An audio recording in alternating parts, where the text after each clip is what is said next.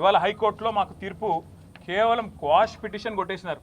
దానికే కొంతమంది ఎంత సంతోషపడిపోతున్నారంటే కాంగ్రెస్ వాళ్ళు ఏదో నాకు ఉరిశిక్ష చేసిండ్రు, లేదా నేరారోపణ అయిపోయింది, రుజువు అయిపోయింది, మొత్తం కేసే అయిపోయింది అని చెప్పి సంకలు గుద్దుకుంటా ఉన్నారు.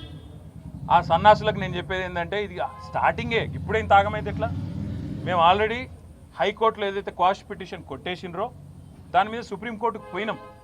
సుప్రీంకోర్టులో మ్యాటర్ ఉన్నది. ఇప్పుడు అది ఎప్పుడు వస్తుందో వస్తుంది. అది సుప్రీంకోర్టు ఎట్లా నడుస్తుందో ఆ పద్ధతి ప్రకారం 2 రోజుల్లోనో 3 రోజుల్లోనో వారం రోజుల్లోనో ఎప్పుడు వస్తుందో వస్తుంది. అక్కడ కూడా న్యాయ పోరాటం చేస్తాం. అట్లాగే నిన్న మీరు ఏదైతే నా హక్కులకు భంగం వాటిల్లే విధంగా వ్యవహారం చేసినారో, నేను విచారణకు చట్టాన్ని గౌరవించే పౌరుడిగా హాజరై అక్కడ ఏ సమాధానం అడిగినా చెప్తానని పోయినప్పుడు లాయర్లతో రావద్దంటారు. నేను చెప్పిన మీరు దొంగలు, ఎందుకంటే మీరు గిట్లనే చేసిన ఇదివరకు కూడా.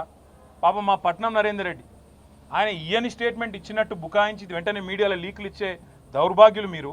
నేను నమ్మను మిమ్మల్ని, మా లాయర్ బరాబర్ ఉండాలని అడిగిన. రేపు అందుకే కోర్టుకు కూడా పోతున్నా, హైకోర్టుకు కూడా.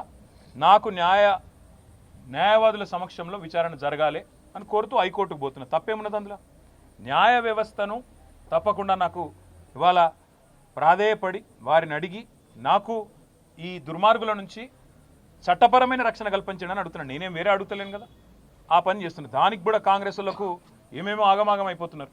ఇక కొంతమంది మంత్రులు అయితే వాళ్ళే న్యాయమూర్తులు అయిపోతున్నారు, వాళ్ళే శిక్షలు వేస్తున్నారు, వాళ్ళే చెప్పేస్తున్నారు నెక్స్ట్ ఏం జరగబోతుంది, ఇదేమవుతుంది అదేమవుతుంది.